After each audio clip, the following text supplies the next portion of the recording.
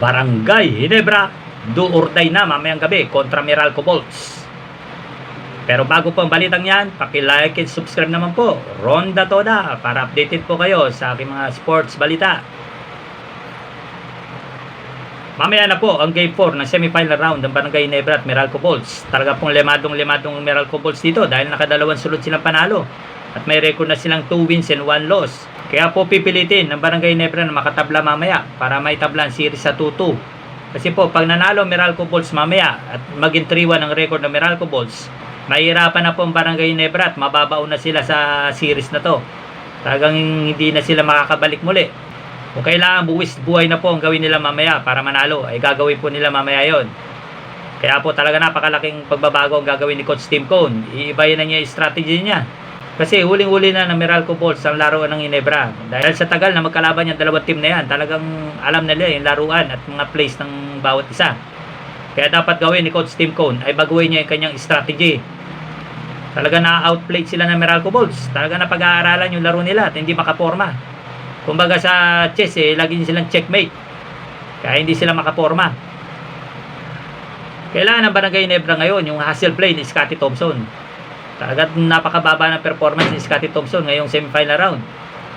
Siguro meron siyang iniintang injury kaya ganyan hindi siya makapag-focus sa laro at hindi niya mabigay yung kanyang best. Or pwede din naman na talaga napakahigpit ng depensa sa kanya kaya hindi siya makaporma. Kailangan ng Ginebra na palakasin ang kanilang depensa. Kasi yan ang papanalo sa kanila. Halos nagko-collapse kasi sila pagdating sa depensa Kaya easy basket lang sa Meralco Bolts. At saka dapat limitahan nila sila Chris Bantero, sila Chris Newsome, at lalo na si Alin Maliksi na dalawang sunod na naging best player ng Meralco Bolts. Hindi nila mapigilan yung tatlo na yan. Kaya yan dapat solusyonan ng Barangay Ginebra. Kailangan nila ng player rotation. Kasi pagod na yung mga player Ibigyan naman ng break sana ni Coach Tim Cone yung mga best player niya. Kailangan nila ngayon na sabayan ang bilis ng Meralco Bolts. Kasi dyan sila nadadali. Yung binibilisan ng Meralco Bolts yung laro. Kaya hindi sila makasabay. Kailangan ng Barangay Ginebra ngayon na mag-step up yung mga kanilang mga key player. Kagaya nila Japit Aguilar, Scottie Thompson, Stanley Pringle. Yan ang mga missing factor ng Barangay Ginebra. Kaya sila natatalo Dapat baguhin ni Coach Tim Cone yung kanyang strategy. Kasi pinagsasabay niya yung malalaki. Kaya hindi sila makasabay sa bilis ng laro ng Meralco Bolts. Pag pinaglagi niya pinagsasabay si Japit tsaka si Stan, siyempre babagal ang laro, hindi makakasabay yung mga player nila. Ang laruan ng Meralco ngayon ay bilis yung ginagamit nila para manalo Yan ang dapat solusyonan ni Coach Tim Cone, yung player rotation niya.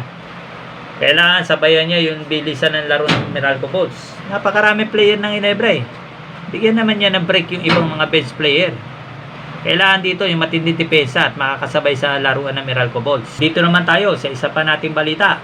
Coach Yeng Giao, galit na galit kay Terence Romeo.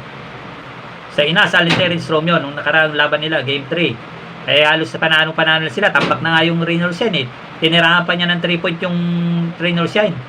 Talaga wala siyang respeto. Hindi naman siya baguang player sa PBA. Veterano na rin siya dyan. Kaya dapat, maya naman siya. Masyado siya napakayabang. Mga bastos talagang pag-uugali ni Terence Romeo. Kasi sa sobrang kayabangan niya, yan ang magpapabagsak sa kanya. Magaling si Terence Romeo. Kaya lang talagang likas na kayabangan talagang umiiral sa kanya Sana naman maging ma-advise naman siya ng management ng San Miguel. Bigyan naman niya ng respeto yung kanilang mga kalaban.